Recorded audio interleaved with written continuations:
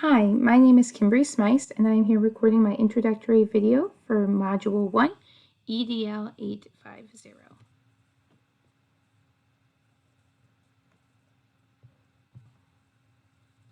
All about me. So I was born and raised in Illinois and lived there until I married my high school sweetheart after college, and he was stationed at Fort Riley, Kansas. We moved out here, lived here for about 2 years until he got orders to PCS up to Anchorage, Alaska. At that time, I taught up there for 2 years, and then he got medically discharged from the military, and we decided to move back here to Fort Riley, Kansas to start our family. So in total, I've lived in Kansas for 6 years. I am a former military spouse. My husband Tyler and I have been married for 8 years.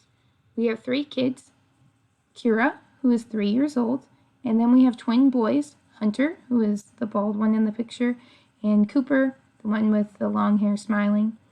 They are both 1, and they just celebrated their birthday about 2 weeks ago.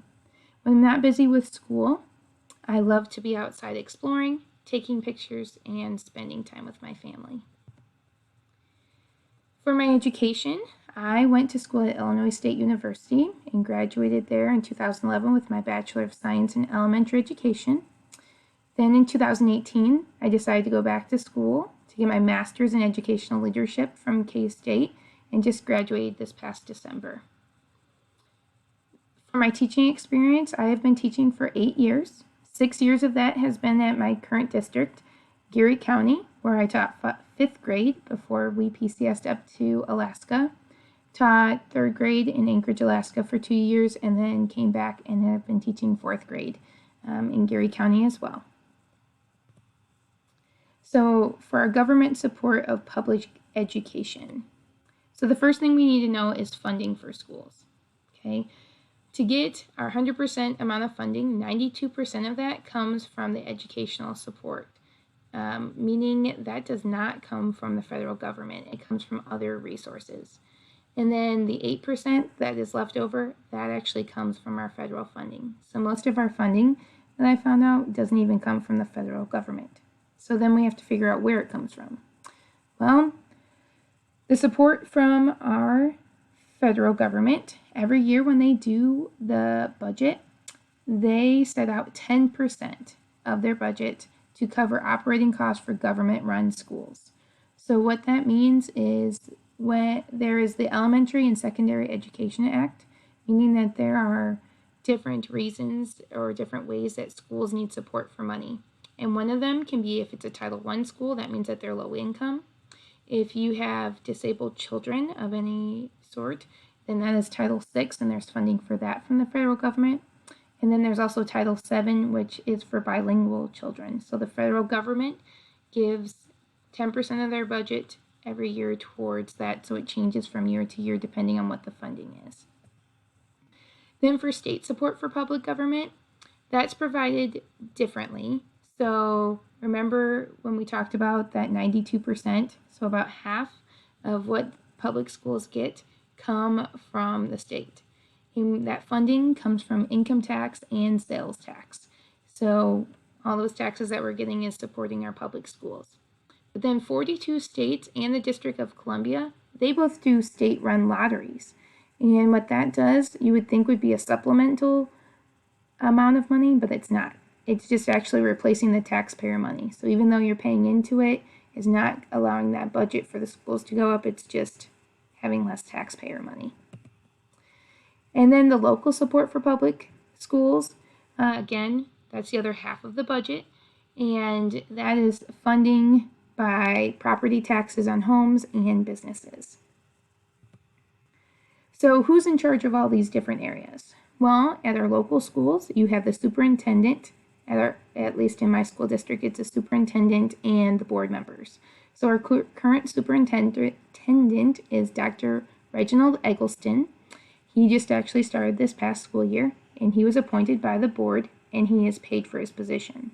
Our Board of Education is made up of our board members, and those are elected by the people in the community, and they are not paid for their service on the board.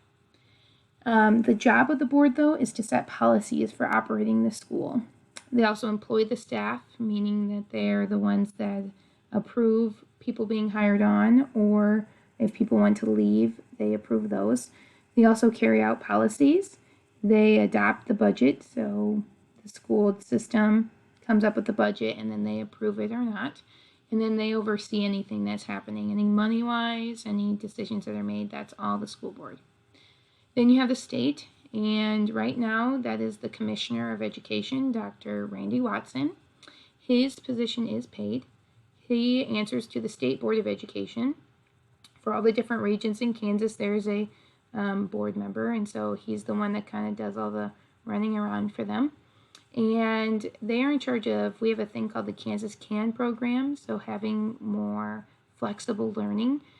So policies is what they're in charge of. They're also in charge of the budget again, how they're separating it between the districts. And then they make any executive decisions, anything that they think needs to be decided. And then you have the federal government. The person that's really in charge of looking over the schools is Betsy DeVos, who is our Secretary of Education. Hers is a paid position. And she gives direction, supervision, and coordinates all of that department. So she's kind of overlooking all of it. So out of those three, which one would be the most powerful? Well, before everything that was going on this past week, I would have said the local, but really the state has the most power if we're looking at overall power.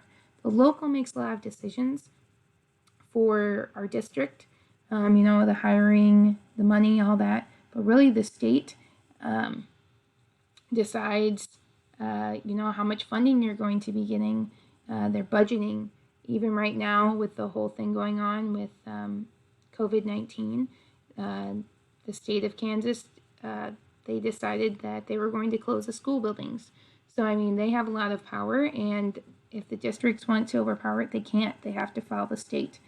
So the state just really has a lot of power over the decisions that are being made. So out of our three components that we were looking at, the most influential for each one, for component 6.1, I think that the local support is the most influential because it's influencing our school districts and what they are needing. Then component 6.2, I thought of that more as the state support because it's all data driven and state testing. It's not district testing, it's state testing. So the state is looking at how each district is doing, what's being successful, what they need to do, if they need to go in and make changes. And then component 6.3, I thought more of the federal support because they look at the whole nation. They look at what's being met, where there might be gaps, all those different areas. So then what about the success and well-being for all of them? Well, you really need to have the support of all the different levels. So we want to focus on each group. We want to look at the federals looking at the nation as a whole. How are we being as a whole nation? But then as you go down, again, they look more individual. So your state looks at the people that are there because, again, from state to state, you have different people and different needs. So they're looking at that trends. And then the local government or the local support, they're helping the individual needs of the schools, the computers that might be needed or extra curriculum that might need to be or purchased to support the different people. So I just feel like having all three of them together really helps everybody do well. The adults, the students, just seeing all those needs. So thank you for following my presentation. I look forward to learning all about law and everything that we have coming up. And there are my references. Have a great day.